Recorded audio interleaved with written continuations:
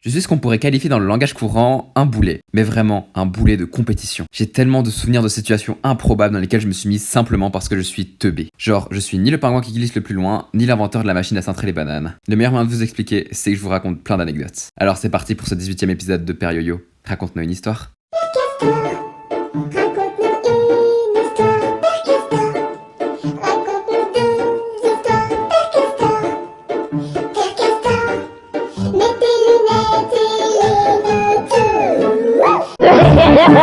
La première histoire est lunaire, je ne pouvais pas ne pas commencer par celle-là. C'est à partir de ce jour-là que j'ai compris que j'étais une cause perdue. C'était le 1er août d'il y a 2 ans. Le 1er août, c'est la fête nationale de la Suisse, et d'habitude, j'allais avec mon frère regarder les feux d'artifice. Et bien ce jour-là, j'ai décidé que j'allais faire autre chose. Quelle riche idée. Une pote m'avait parlé d'une fête au terrain de foot du village d'à côté, et je me suis dit que j'allais y aller. J'ai trouvé 3 personnes pour m'accompagner, et on devait retrouver cette pote sur place. On devait marcher 40 minutes en traversant des champs, et la météo avait annoncé beaucoup de pluie. J'adore rire. Ma mère, dans une sympathie divine, a demandé si je voulais qu'elle m'amène. J'ai dit non.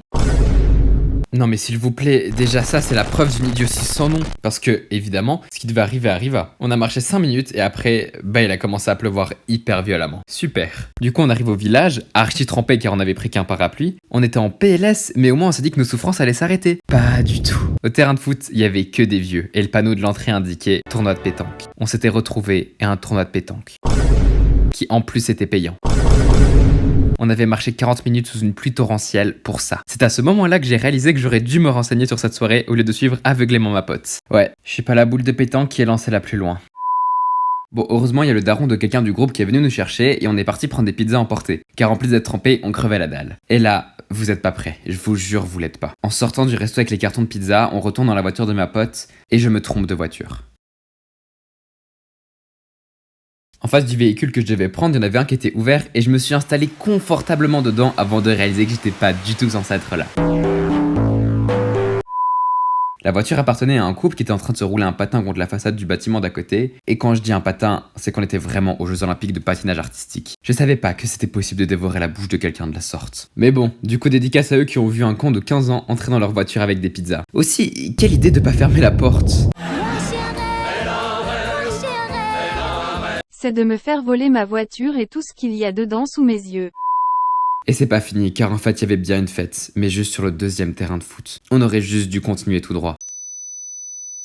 Bon par contre, là j'ai une excuse. Ce village c'est vraiment un lieu où il y a 2 maisons et 147 chèvres. Excusez-moi de ne pas avoir imaginé qu'il y avait plus de terrains de foot que d'habitants dans cet endroit de merde. En tout cas, j'ai adoré recevoir 12 000 audios de ma pote le lendemain pour m'expliquer à quel point la soirée était géniale. Alors que moi j'avais juste marché 40 minutes sous la pluie, était arrivé à un tournoi de pétanque et m'étais trompé de voiture devant un couple qui s'explorait la cavité buccale.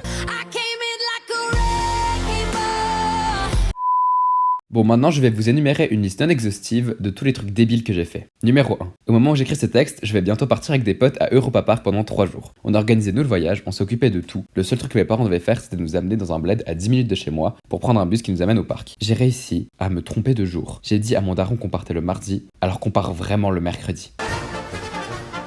C'est un voyage qu'on organise depuis des semaines, et je me trompe de jour. Attendez, pause. Je viens de rentrer du voyage et sachez que j'avais oublié ma carte d'identité. Ce n'est pas une blague. On a failli rater le bus qui nous amenait, car on a dû retourner chez moi à 4h du matin, car sinon on n'aurait pas pu traverser la frontière. C'est trop là. En plus avec les gens avec qui je vais, j'ai une pote avec qui je suis déjà parti skier une semaine en février, et je me suis tollé au 3e jour, donc on a dû arrêter de skier.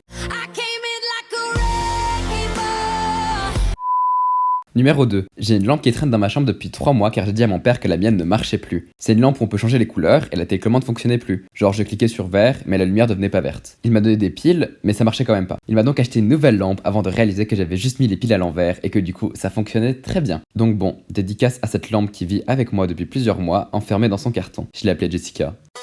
Oh, you touch my tra-la-la. Numéro 3. Une pote voulait s'acheter une râpe à fromage pour reproduire un tuto Pinterest qu'elle avait vu pour y accrocher ses boucles d'oreilles. J'ai voulu faire la même pour mes colliers, sauf que j'ai pris une râpe dégueulasse, je les porte en jaune fluo et le pire, c'est que mes colliers sont trop larges pour les trous. Dédicace à cette erreur de la nature qui squatte mon tiroir. Je l'ai appelé Luc. Oh, you touch my tra-la-la. Numéro 4. J'ai récemment voulu commander quelque chose sur Amazon et pour vérifier que j'étais pas un robot, c'était marqué « Sélectionnez le puzzle montrant un canard ». J'avais pas vu la consigne et je croyais que je devais faire un puzzle et que je devais choisir celui qui me plaisait. J'ai dû recommencer 3 fois car à chaque fois que je cliquais sur un, ça me disait que j'avais raté. Je suis triste, je voulais faire le puzzle banane moi.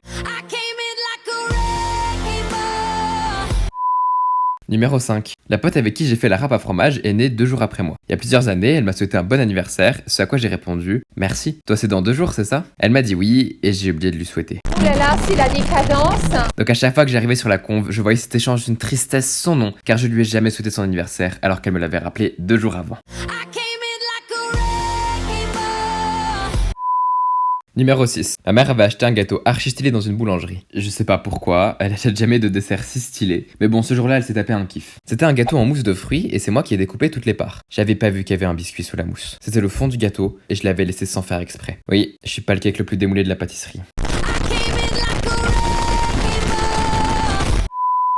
Je vais m'arrêter là dans la liste, mais sachez que je suis aussi le genre de personne qui oublie que les magasins sont fermés le dimanche et qui prépare ses meilleures sorties shopping ce jour-là. Ça m'est arrivé beaucoup de fois. Je pourrais aussi parler des décisions de merde que j'ai prises dans ma vie, comme apprendre le latin ou prendre option informatique au lycée. J'ai hâte de faire le période sur ma première pour expulser ma haine envers ce cours de merde. En tout cas, je vais finir cet épisode en vous parlant d'un fail culinaire. Je suis tellement pas doué que je me plante dans à peu près tout ce qui n'est pas des pâtes. Ok, je me plante même sur des pâtes. Une fois j'ai fait cuire mes spaghettis 10 minutes en trop. Le bail c'était de la purée, enfin bref. Non, ce jour-là j'avais fait un gâteau à étage avec une pote aussi douée que moi. On a passé 3 heures sur notre dessert. T'es mal résultat. On en parle de la plateur du truc. C'est bien le platiste le plus plat des théoriciens, ça je peux vous le dire. Comment on peut se planter à ce point-là? Vous savez, moi je perds foi en l'humanité avec moi. Et je vous ai même pas parlé de ma vie amoureuse. Car être con et vouloir être en couple, c'est 2 concepts qui ne vont pas ensemble. Mais ça sera aussi pour une prochaine fois. Bon, je pense que le meilleur moyen de finir cette vidéo, c'est de faire un zoom sur Jessica pendant 11 secondes. C'est cadeau.